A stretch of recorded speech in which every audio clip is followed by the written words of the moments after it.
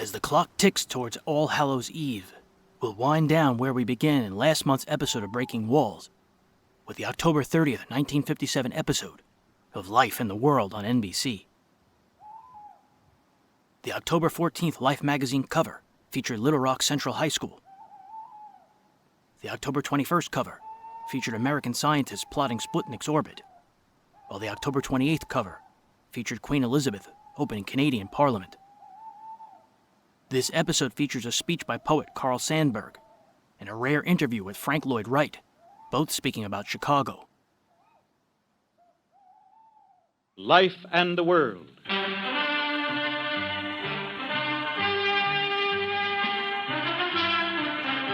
NBC Radio, in association with the editors of Life magazine, brings you an added dimension to radio reporting.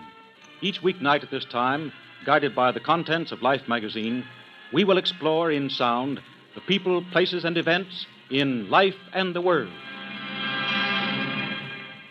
Good evening. This is Leon Pearson, substituting for Frank Blair. Tonight, a historic literary first from Chicago. Carl Sandburg's new poem, Chicago Dynamic.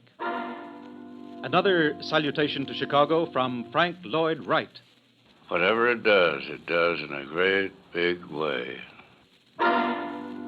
In 60 seconds, we'll bring you these unique features. But first, hear this. Oh, the Chrysler Corporation built the forward look. Both Sandberg and Wright spent significant time in Chicago. Sandberg was back in Chicago debuting a new poem about the city. His speech from the banquet by the Chicago Dynamic Committee was recorded. For 58, an even greater forward look. In style and ride, the Chrysler Corporation took a leap into the future that you'll call sublime. More than ever, the advanced design. Just wait until you see the forward look, look, look.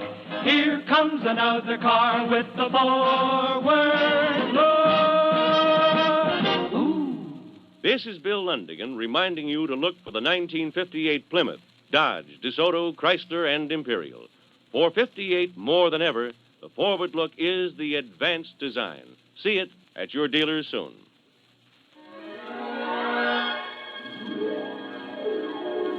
Carl Sandburg, who had worked in and around Chicago as a milkman, a field hand, dishwasher, house painter, newspaper reporter, in 1916 put himself and his adopted city on the map, poetically speaking, with his famous Chicago. Remember the lines, hog butcher of the world, tool maker, stacker of wheat, player with railroads, and the nation's freight handler?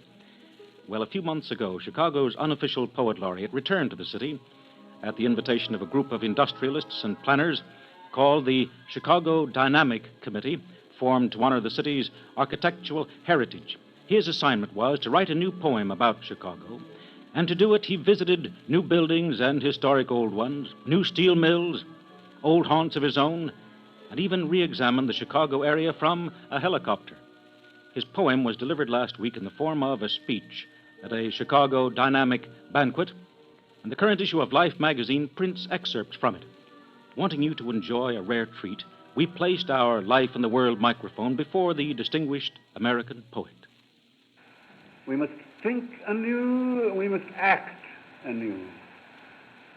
You cut loose from old traditions and begin to make new ones. This Chicago has done in previous dynamic periods. It has elements of toil, combat, risk, taking chances, departing from the known into the unknown. In this spirit, during an earlier Chicago Dynamic, the skyscraper was born. Today's Chicago Dynamic has cut loose from old traditions and begun to make new ones. Yesterday's skyscrapers are overtowered by steel-clad structures rising far taller with ease and grace. There are three questions. Where did we come from? Where are we now? Where are we going? Chicago Dynamic faces these unafraid.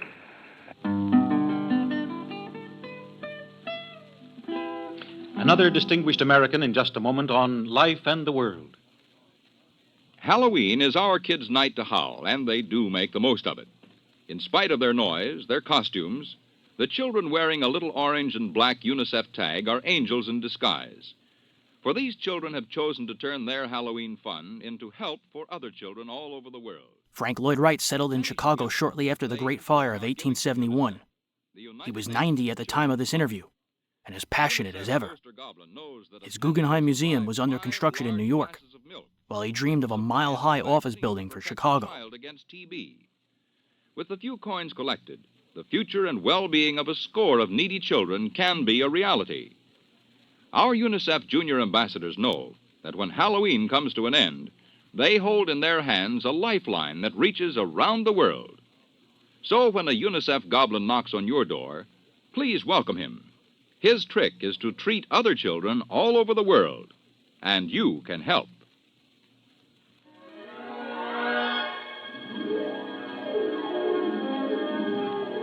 The Chicago of steel and stone, of mortar and brick, has an ever-changing profile.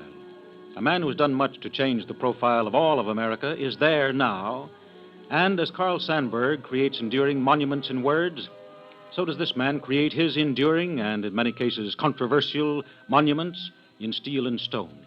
He has envisioned, among other things, a skyscraper a mile high. His artistic life is dedicated to bringing a dynamic, progressive architectural tomorrow into the soaring realities of today. Life and the World sets its microphone in front of that master of a pungent and astringent point of view, Frank Lloyd Wright.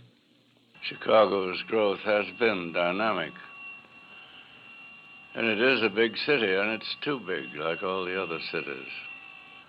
Chicago, of course, has one of the greatest spirits of any great city. Whatever it does in a great, big way. Architecturally speaking, what do you think of Chicago, its good points and its bad ones? Well, architecturally speaking, of course, it has given birth to what they call the curtain wall construction.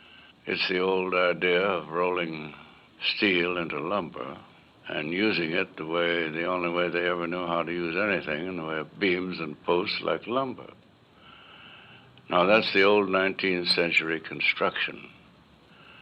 Now, long ago, 50 years ago, a new way of using steel economically came into architecture, I think largely by way of my own efforts. Now we know how to build buildings from the inside out instead of from the outside in by turning the steel into strands and wires, and use it purely for its pull, its strength and tension, which is its great economy. And that's the way 20th century buildings should be built. Are there any plans now to build a mile-high building? Yes. There are several murmurs and rumbles in various directions, but I call the Mile High the Illinois, and I want to see it built by Chicago. It's the old Chicago spirit that will build it. Now, the Chicago spirit, I imagine, at the present time is rather weak. Now, what it needs is the Mile High to put it there where it belongs. If Chicago is dynamic, the Mile High is its dynamics.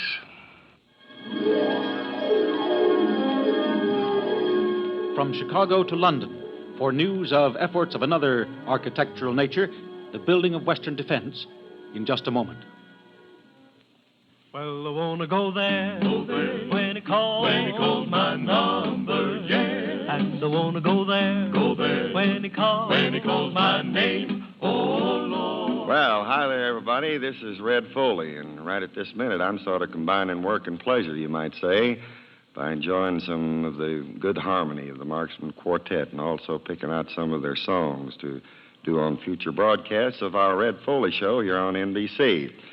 You know, Saturday has come to be my favorite day of the whole week, and I think there's a pretty good chance that we can make it a better day than ever for you with the fun that we stir up here in the Ozarks.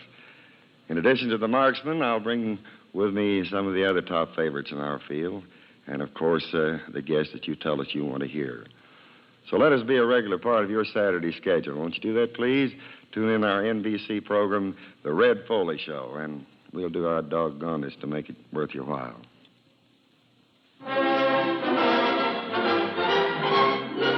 Last week in Washington, British and American government leaders met to discuss their joint problems. One of the problems, that of the North Atlantic Treaty Organization. A heads of government meeting of NATO was planned. This morning, President Eisenhower announced that he would attend the NATO conference. To get the British ideas of this coming meeting, NBC correspondent Joseph C. Harsh went to Foreign Secretary Selwyn Lloyd. Apparently, you've all agreed now that it's desirable to not only to have the normal NATO Council meeting, but also to have it at head of government level. What is the need to give this meeting the special character which was mentioned in the Washington communique? Well, the purpose of the consultations in Washington was to agree upon the principle of interdependence. And this was not meant to be an exclusively Anglo-American development. On the contrary, our purpose is to bring in our friends and allies of the free world. And we, for our part, welcome a meeting at head of government level. We think that will maintain the momentum of these discussions, and it will show to our allies that we mean business, we really want their cooperation. Does NATO need refurbishing? I take it that refurbishing of NATO is really the purpose of going to this high level. I think it's quite inaccurate to talk like that. There's nothing wrong with NATO. It's been the shield behind which Western Europe has lived in comparative security since 1949. But to maintain the vitality of any alliance, new ideas and new impulses are needed. And NATO, backed by the nuclear power of the West, is still the main protection for us in this island. Why did you make reference in the communique to support for Turkey, which presupposes, I suppose, the threat of a Russian attack upon Turkey? Well, Turkey is a staunch ally of ours. The Soviet Union have recently been threatening Turkey. In my view, the Soviet Union have been increasing tension in the Middle East in that way, and we thought it right to make it absolutely clear that if Turkey is attacked, the United States and the United Kingdom will stand by their obligations to Turkey under the North Atlantic Treaty. Has there been, over this last period of time, a real threat to Syria by or from Turkey? I do not believe there has been any threat to the independence of Syria from Turkey or from any Western power. I think the threat to Syrian independence comes from a very different quarter. You think it's entirely fictitious? I do. Complete falsehood. All right, now, Mr. Selwyn Lloyd, do you think that the Washington communique, or at any rate its purpose, has or will reduce the dangers of Soviet expansionism in the Middle East? Well, I'm glad you asked that question, because we want to live at peace with the Soviet Union. We don't covet an inch of their territory, and we have no intentions contrary to their interests. But what we are not certain about is whether they really wish to live at peace with us. They talk a lot about peace, but their deeds seem calculated to increase tension and conflict between the nations. Therefore, until we are absolutely certain that they genuinely want peace and have shown proof that they want it, we have to look to our own defenses and our own protection. I believe that the Washington Declaration indicates the ways in which the nations of the free world can the more efficiently cooperate, the more efficiently pool their resources, and therefore maintain their security. In that way, I believe the Declaration will contribute to stability and so to peace. And that's Life and the World.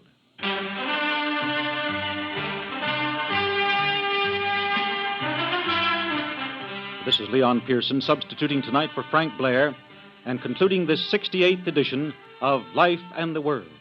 Tonight's program was developed through the worldwide facilities of Life and NBC News.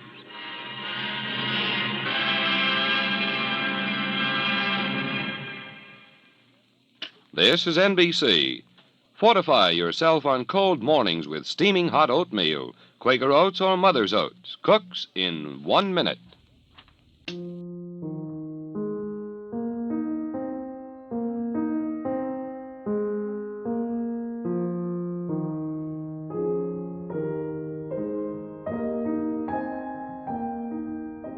On October 29th, 1957, head of MGM, Louis B. Mayer, died of leukemia.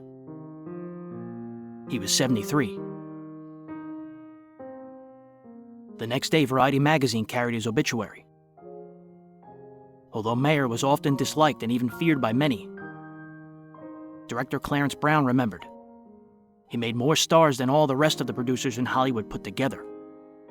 He knew how to handle talent, and he knew that to be successful, he had to have the most successful people in the business working for him. He was like Hearst in the newspaper business. He made an empire out of this thing."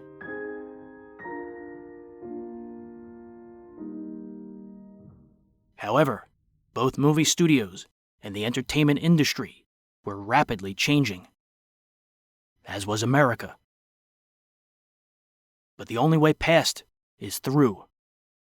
So forward we go, in time that is, in the next episode of Breaking Walls.